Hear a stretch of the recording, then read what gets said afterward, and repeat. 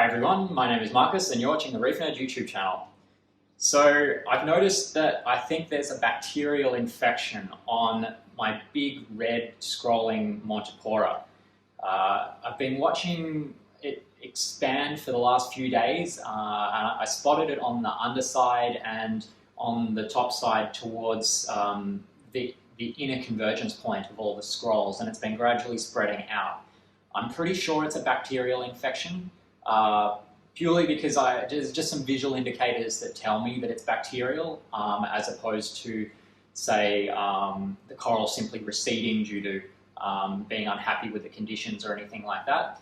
The main telling point is that when it's a bacterial infection, the flesh doesn't peel off, it seems to rot away, and that you see sometimes a little bit of a jelly or like a black or brown residue on that death edge or the necrotic edge of between the dead part and the live part. I'll try and get some close-up footage of it once we get the coral out, because that leads me to how I'm going to address it. With bacterial infections, you do need to address it. They very rarely get better on their own. The best way is to dip the coral. In this case, I'm going to be using Aquaforest's Protect Dip. The reason I'm using this dip is because it specifically says that it's for disinfecting corals. On the label, it specifically mentions brown jelly, which is a common phrase that most bacterial infections that affect corals get lumped into that category, at least in marketing branding. It's often referred to as brown jelly. But that tells me there's ingredients in this that are antibacterial and have that type of property. And so hopefully, fingers crossed, will help this coral. The kinds of dips that won't work on a bacterial infection are ones that are specifically targeting pests like bristleworms or Asterina starfish or flatworms. They will typically not do double duty to kill bacterial infections as well, because one is a small invertebrate or a critter, and then the other is a bacterial a bacterial infection. So yeah, I don't think, I could be wrong, but I don't think many dips can do both. Iodine-based dips are also an option for bacterial infections, as iodine is antibacterial. This one claims to be non-iodine based. I'm not sure on the pros and cons of iodine-based dips, but there seems to be a trend moving away from iodine for some reason. Maybe someone knows more about that, can post in the comments down below. But I trust Aquaforest, and I'm going to give this dip a go and see if it will help in this case. Now, the challenge here is, one, my scrolling red Monti is huge.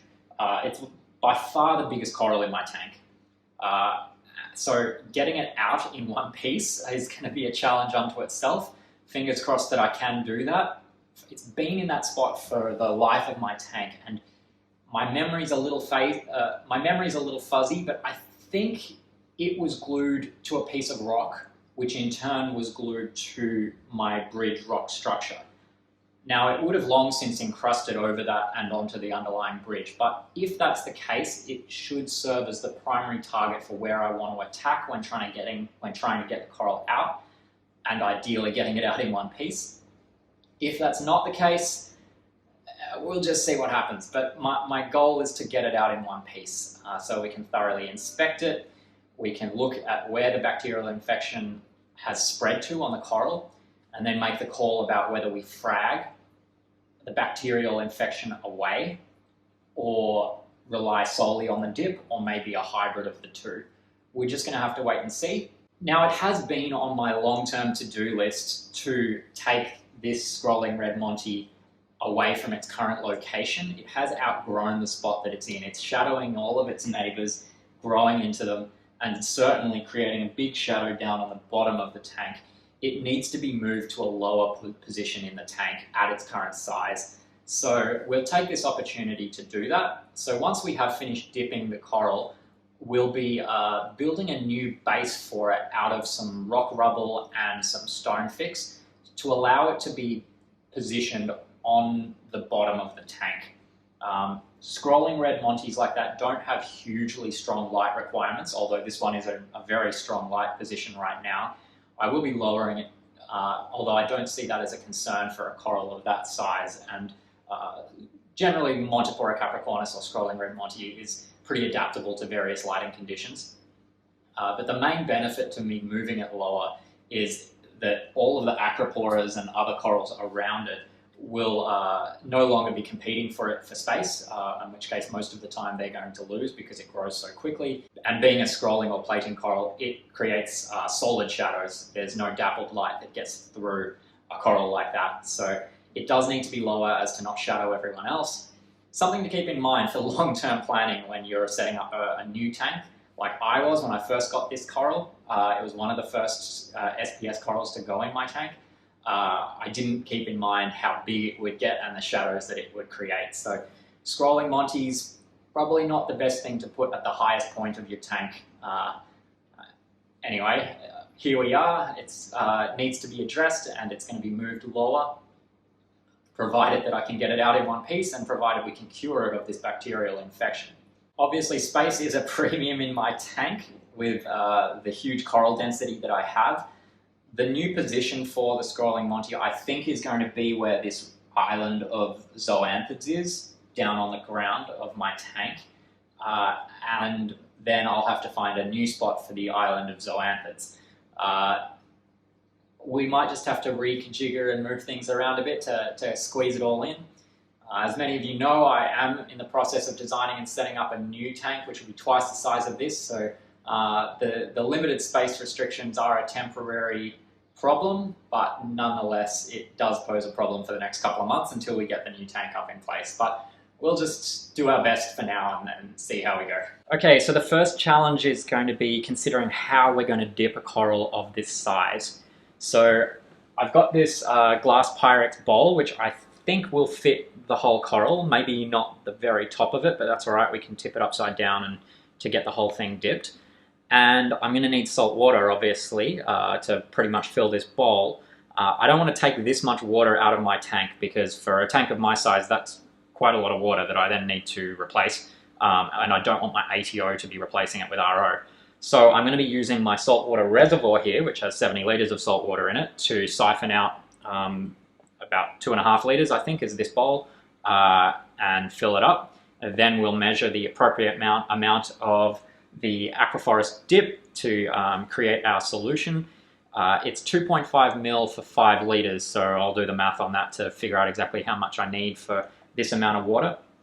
Once I have that prepared, I will also need a second bowl like that with salt water that doesn't have the dip in it, and that will be used to rinse the coral after it's been dipped before we then put it back in the tank. And so all of that salt water is going to be coming from my saltwater reservoir, not from the tank. It's very important to rinse corals after you dip them as to not contaminate your tank with whatever chemicals are in the dip. After I've prepared my dip solution, the next step will be to get the coral out of the tank. That's going to be a delicate process and I'm dreading it a little bit. I think it's going to be difficult and hopefully I can get it out in one piece. So I think what I'll do is I'll put the camera back a little bit. We'll just put the whole thing to record and this will likely end up being a bit of a time lapse or a fast forwarded segment of the video. I'll come back and do some voiceover narration if necessary at the when I'm editing it to put it together, because I think this is going to need my full attention. This saltwater reservoir is long overdue for a clean out. I have not cleaned it once and it's been in operation for almost 2 years now. So while it does look a tad dirty, bear in mind that's 2 years worth of salt residue, which all things considered is pretty good. I use the Aquarium Systems Reef crystal. So yeah, I'm pretty happy with that salt. As you can see, 2 years and only that much residue in the reservoir is pretty good in my book. Alright, that should be enough salt water, bearing in mind that once I put the coral in this bowl, the water level will rise. So break that siphon.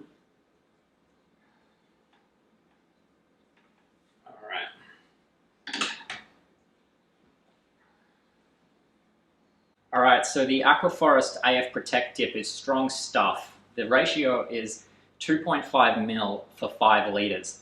Now I have 1.5 litres here, which means it would be 0.75 mil is the amount of dip required for this amount of salt water. So let me measure that out and add it in here, and we'll be ready to get the coral out of the tank.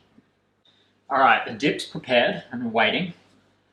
I'm wearing gloves and I've got elastic bands on my wrists to kind of keep water from filling up the gloves and also cut the circulation off on my hands. So let's hope I can get this out before that becomes too much of a problem. And I've got a towel as well because this is going to be messy. So let's get this big red Monty out of the tank. See how we go.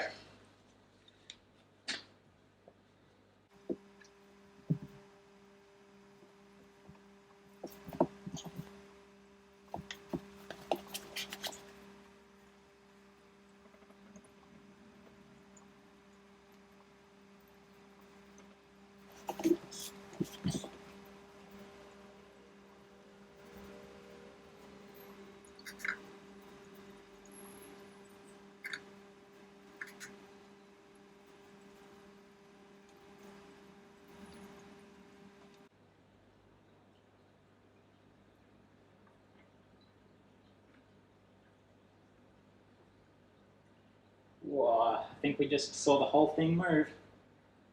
There we go.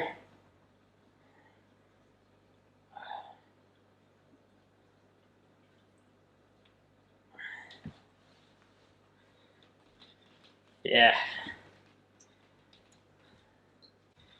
Alright, well we got it out pretty much in one piece. That bottom leaf I expected to come loose anyway. It was almost entirely dead anyway because it's been so shadowed by the upper scrolls. So that's not a problem, but the main part of it, the big scroll, we got out in one piece. And as you can see, wow, what a big empty space it's left behind, and parts of the tank are getting light that haven't had light for years. Some of this you would expect to be dead due to complete and utter shadowing, but other parts not so much. So under here, this is all very recent, this white here, and it's because I've been watching it in the last few days recede from here all the way up to here, and it's on this particular leaf there's very little living tissue left, and it's the same on the inside as well. And that black residue, I'm not sure how well the camera's picking it up, that black residue is the bacterial infection, and it's been like a brown jelly. You can see the jelly on the top up along this part of the leaf here as well. It's clearly bacterial infection, at least from my experience, not a different type of RTN or STN. And right in the center down in here, which obviously gets full light, it's just started, and that was the tipping point. When I noticed that little bit of bacterial infection down in the base in there where it's getting full light, I was like, okay, this thing is not stopping. It's going to keep spreading. We need to do something about it. So that's why we're dipping. Down in there as well, you can see a little bit of it. And on the underside here, a patch of it just there. And even though this is the underside, it does get a lot of light because it gets reflections from the sand bed. So that's why all of this is not, or is living flesh. So yeah, we need to address this bit here before it keeps spreading as well. So yeah, all this needs to be dipped. Now, the instructions for the Aquaforest dip state 5 minutes. I'm going to be a little more aggressive. I'm going to dip for nearly 10 minutes. So you don't take my advice as that you should dip for 10 minutes. You should definitely dip for 5 minutes because that's what the instructions say. So don't do what Donnie does. Do what Donnie doesn't do. Okay, got that? Follow the instructions. The reason why I'm doing it for 10 minutes is I specifically want to be more aggressive on this. Yeah. Alright, while that's dipping, I've got 2 things I need to do. I need to fill this bowl up with salt water from my reservoir, and that's going to be our rinsing bowl once this is finished dipping. And then I've also got to prepare some Aquaforest stone fix and a new base for this coral to be cemented onto. I'm thinking of using this rock that I've got here. It's just an offcut from my main rock work that I've just been keeping. Always keep your extra rock around. It always comes in useful. And the reason why I want to use this is because it's quite solid and flat. Like when it's up this way, it's not. It's all like that. But when I put it down on that way, it's quite a solid base. It's not going to rock in any direction. And I'm going to glue somehow using stone fix, I'm going to attach the coral here, and this will form a solid base which can go back in the tank. Now, because what I'm doing here, I want the stone fix to be not runny. I want it to be quite solid, which means I'm just going to add a tiny bit of water. I want it to be almost like a Play-Doh type consistency. So just add a small amount of water, go slow. You can always add more water, you can't take it away. Now, I've said it before and I'll say it again. Stone fix is really, really caustic to human skin. It will melt your flesh and you will not feel it. That's the same with any concrete. Don't want it on your skin. Wear gloves. So as soon as I start working with this and the coral, I'm going to be putting my gloves back on. I have to give some thought as to exactly how this is going to attach onto here, because it's quite elongated from its base. I think I'm going to have to crack this whole piece of the base off because it's not a very good mounting surface. And then I can, yeah, interesting. Just keep that rinsing for a little longer while we figure out exactly how we're going to do this. Now, this whole center scroll is attached by just that one piece there. So my concern is that when I cut, that whole center scroll is going to come loose, but it's not the end of the world if it does. I can glue it all back together. We can rebuild. I think I'm going to have to. Yeah. There we go. Center scroll. Now you can really see where that bacterial infection is. So now that I'm seeing it, I think I do want to cut that whole shard off rather than risk it. But let's get rid of this base first.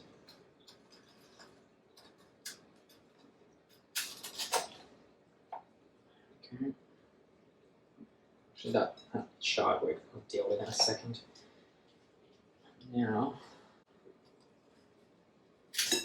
there we go. Got it. Base is gone.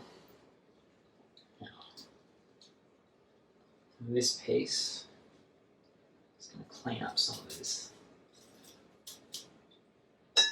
bad edge. So there was some of the bacterial infection here, so I just want to, I'm just going to blow on that with my syringe and just wash that off as best as I can. Alright, I'm not sure if the camera's going to be able to pick this up, but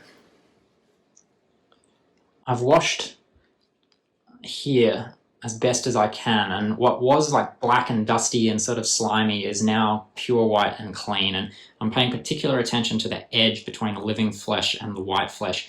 That's where I really want the dip to act, because if it can kill the bacteria along that edge, the bacterial infection will cease, and ideally the coral can start regrowing back over its dead skeleton over time. So that's where I've been blowing the dip directly in on that area to really wash it off and clean it off, and ideally it's killed the bacteria. Now, nothing's certain, but that's what I'm hopeful of. The same will go for the inner part of this scroll as well. I'm going to take this back and put it back in the dip and really blow out this area here to try and get rid of those little bits of black, which is sort of slimy bacterial buildup that we want to get rid of. Alright, so I have a blob of stone fix, and I'm just going to place that there on the rock. Now, I'm just going to go rinse my hand off so that I don't put concrete on the coral. Now, I'm going to take the piece of coral and just mush it into the stone fix where I want it, which I think is right about there. Push the stone fix down, and now stone fix does dry quite quickly, but until it starts to dry, it has almost no strength to it. So you have to just wait or position the coral such a way that it can be propped exactly where you want it, which I think I can do using these other rocks. Aha. So if I just put that there. Coral is now going to naturally sit, I think, where I want it.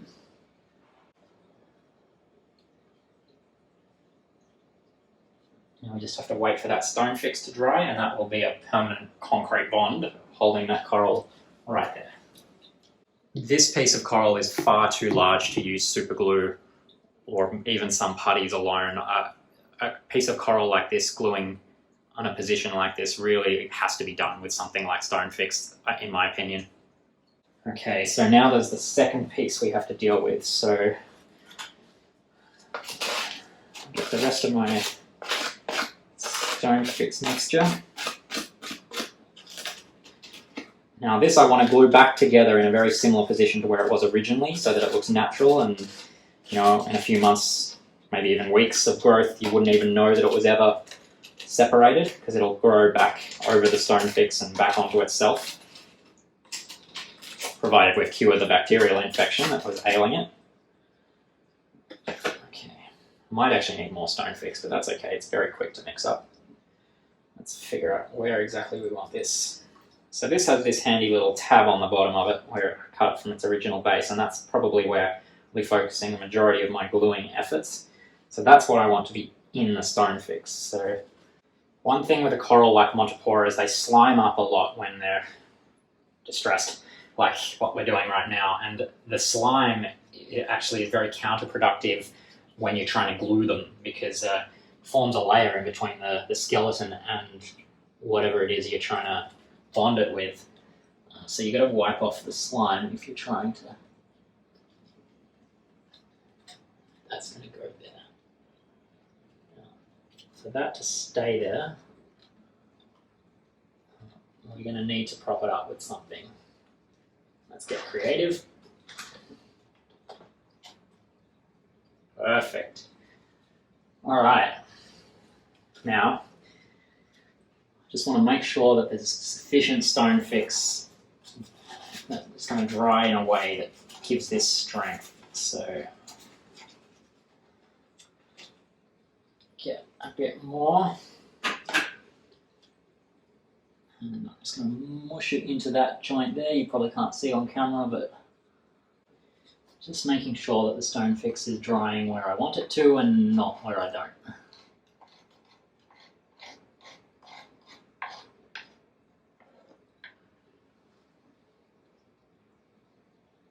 It occurs to me that concrete stone fix is incredibly caustic and will kill anything you put it on. I actually should coat the border between the dead flesh and the live flesh, where the bacterial infection was, with the stone fix. The bacteria won't survive that, and the coral won't either at that spot.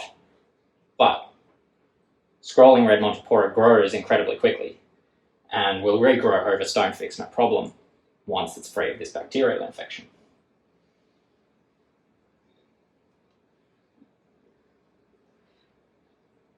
I think that's a good theory. Let me know if I'm silly by posting in the comments below.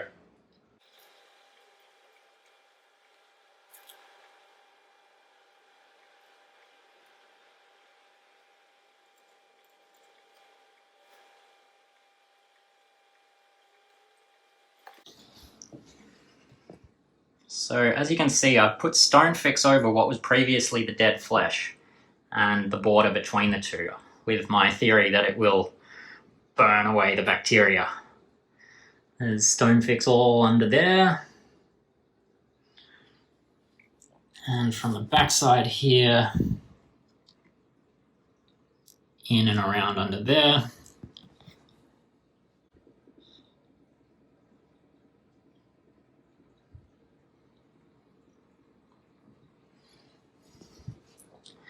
Now this coral has been out of water now for the better part of half an hour, so probably starting to get to the point where I'm getting concerned that I want to get it back underwater.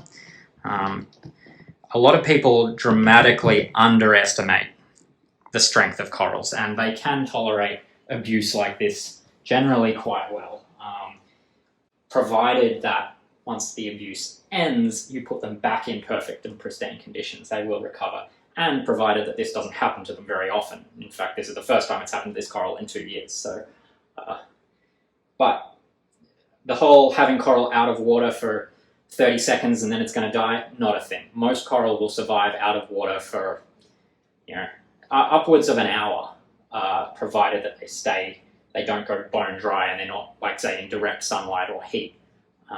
They'll be fine. It's more about how you then nurse them back to health afterwards. Coral are a lot tougher than people give credit for. It's the prolonged abuse of bad water conditions that kill coral. Alright, moment of truth. I'm going to put my gloves back on. I'm going to take away some of these props and hopefully it's solid and nothing wants to move. Just testing, yeah, the stonefish seems pretty solid. That bit's not. That bit, yeah. We'll see. I want to get it back in the tank. Okay, the things that can be moved. The Zoa rock is ideally where I want this Montipora to go, at least for now. So that Zoa rock can just be picked up and moved somewhere else. The trouble is it's quite large, so I need to find a spot for it. I'm thinking pretty much where that elegance is where the Zoa rock will be, and the elegance I'll move further back, right into the back corner of my weir there. We'll see how that goes. This red scully, this red trachea will need to be moved as well, more than likely. I can just chuck that probably just closer to this scully for now. We'll see how it all lines up later. Worst case scenario is it doesn't fit in this spot, and I think it will, but if it doesn't, this middle bommy with the big dragon sulfavia on it is actually not connected to the main rockwork, and it can be moved as well. But again, we're getting limited on positions to actually put it. I might have to move this little morph garden to make room for it. Yeah, but that'll be... Let's just see how we go. For now, I'll just move those things back and see if we can create a spot here. I can't move the clam, or I can, but I'd really like not to move the clam because I know he's bonded to the bottom of the tank there and I don't want to break that bond. Alright, first thing, let's move this trachea.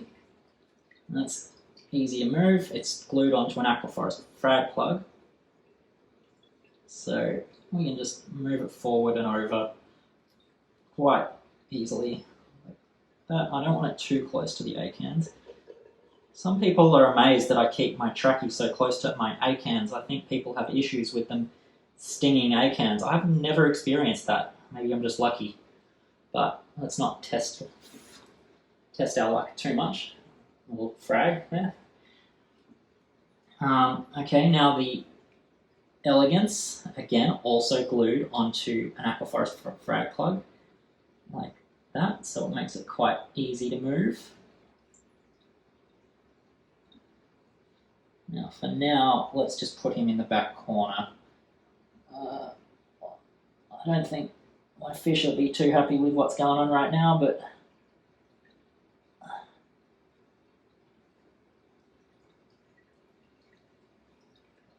okay, that'll do. This piece of GSP just gets flung around the tank everywhere. A blue tank likes to pick it up and throw it around. For now, I'll just chuck him there.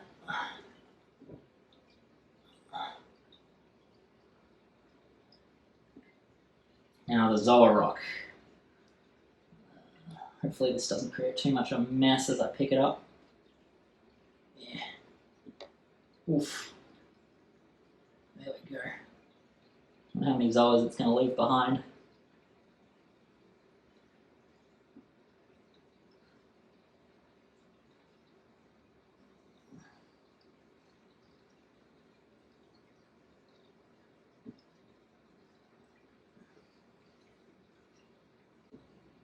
Really fit. That's as far back as I can get it in between the two pieces of rockwork there.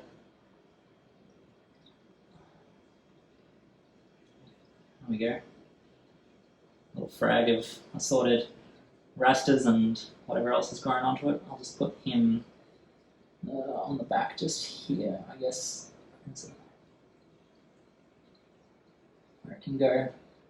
Zoas are pretty tough, they'll realign themselves to the new light source and direction, and any that were ripped from whatever they were adhered to, probably sand bed, will sort themselves out pretty well, I'd say. Alright. There are a couple of zoas just there, but there we go. Got them. Just squish them down in there. Alright, we have cleared space. Is it enough space? We shall see.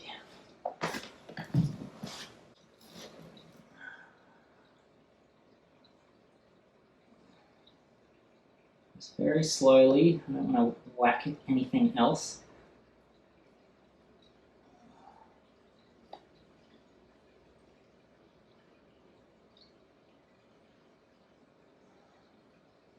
Find an orientation that I like,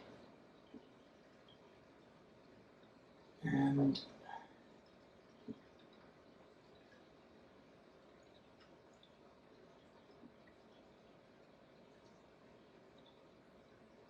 just gradually wiggle it down into the sand bed. Make sure, voila.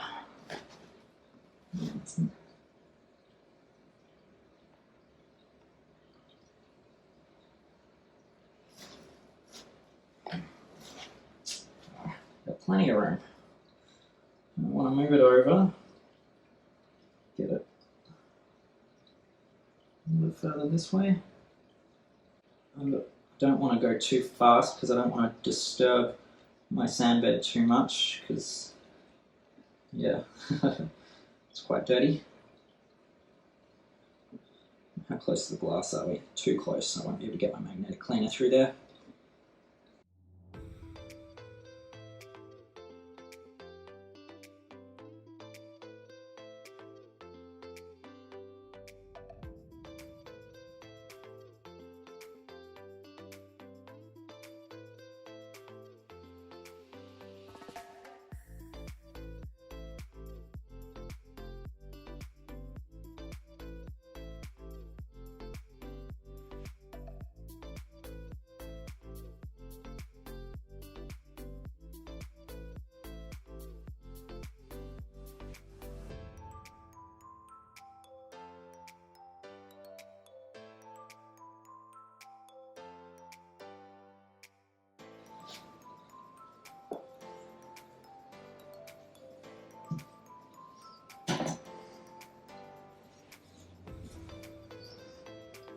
Alright, I think that was mission successful. I'll leave you with some close-up footage so you can get a good idea of what I've done and what it now looks like. I've still got a little bit of work to do. There's still a few more little frags that came off of the red scrolling Monti that I need to put on plugs or glue in other places in the tank. But the main job is done. Mission successful overall. It was certainly not without its challenges, but we got there in the end. I hope you found this video helpful. If you like this kind of content, watching me solve the challenges in my tank and doing this kind of work on the tank, let me know in the comments down below, because I do this quite a lot, so there's always these kind of videos that are fairly easy to make. But I'm pretty happy overall. I'm hopeful that my dipping and actually covering the worst parts of the bacterial infection with Stonefix will have cured that bacterial infection. I'll be monitoring it very closely. Anyway, my name is Marcus. You've been watching the Reef YouTube channel. Bye for now.